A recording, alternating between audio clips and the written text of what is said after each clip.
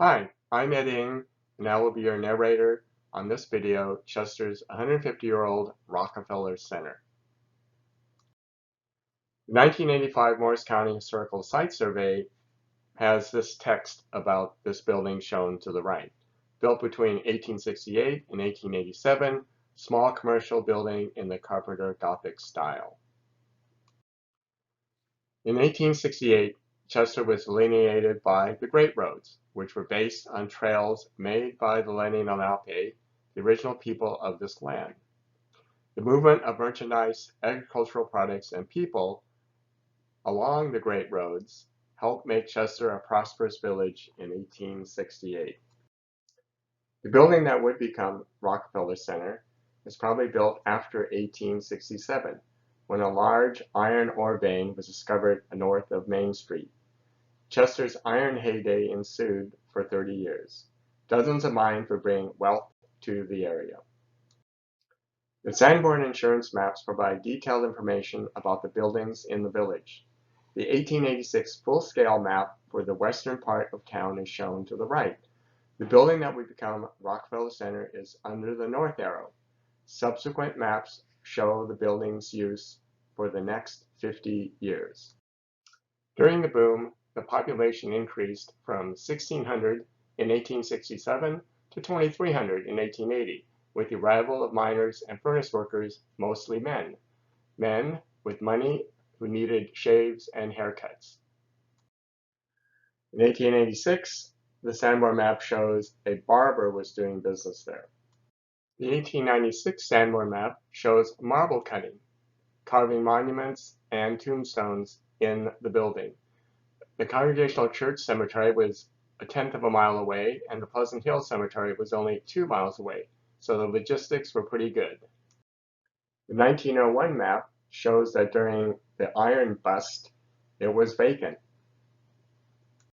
The 1912 Sanborn map shows a U.S. post office there in the building as business resumed.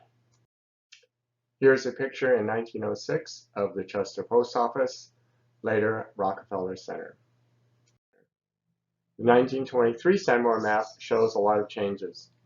The post office had moved across the street. Another building, a dwelling, was built to the east side of Rockefeller Center. Rockefeller Center became an office for Abe Meyer's cattle and horse sales, and the fire department was established in 1921 and a wood firehouse erected.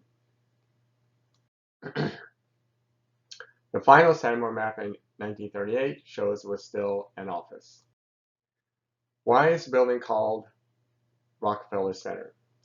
Rockefeller clan, unfortunately not the New York City millionaires, had deep roots in Chester. Different members ran a general store, managed the town's hotels, and formed the popular A.C. Rockefeller Family Orchestra shown below.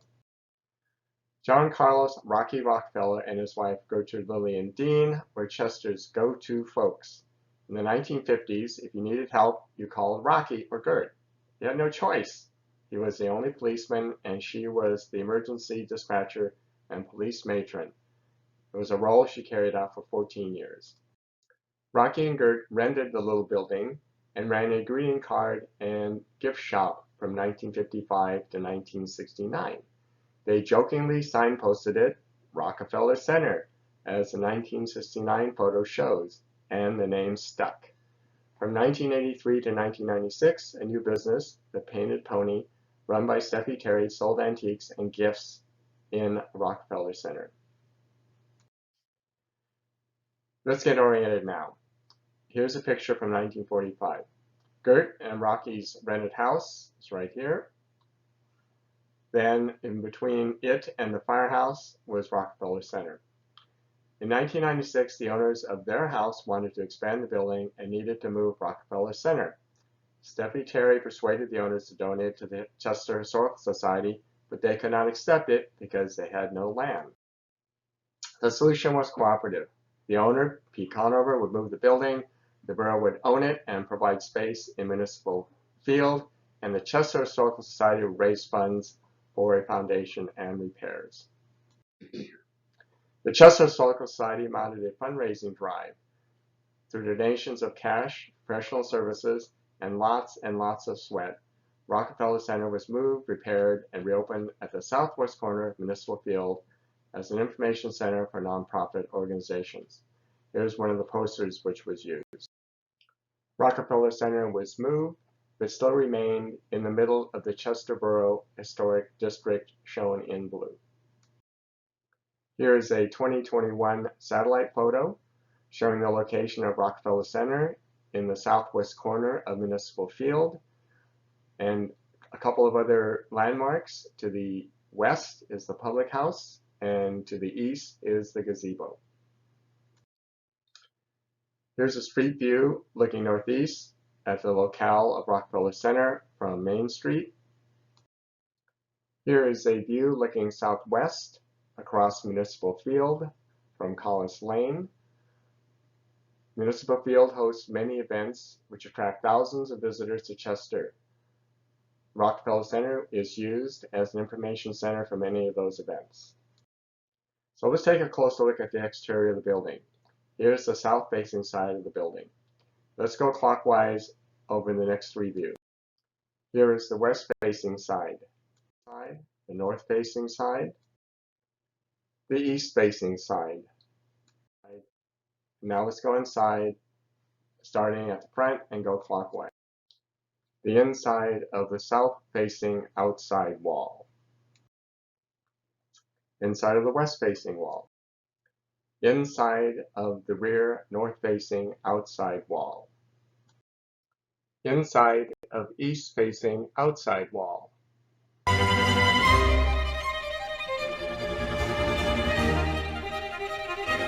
How do you make history come alive, be relevant? It helps to have a good story. Rockefeller Center has a story of everyday people. Barbers, not bankers. Carvers, not captains. Postmen, not potentates. Salespeople, not sages. Matrons, not millionaires. Rockefeller Center's story reflects the economic and social history of Chester, its ups and downs for the last 150 years. This 14 feet by 20 feet, 150-year-old building is unique but needs help. As a revitalized information center in the middle of the historic district, it can help bring history to life and serve the community. Thank you for your support and consideration.